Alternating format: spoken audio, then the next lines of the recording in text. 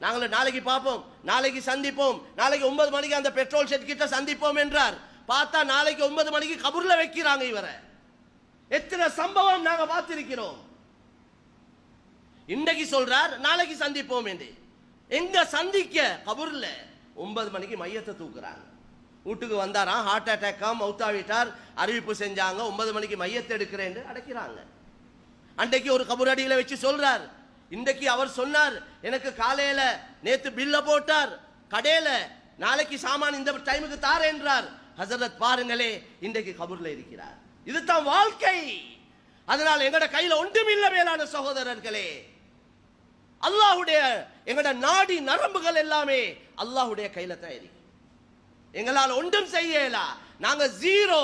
நாங்க நினைச்சு கொண்டிருக்கிறோம் ஹீரோ என்று. நினைப்பேண்டா பெரிய நினைப்பு. எங்களால் ஒன்றும் மேலாது.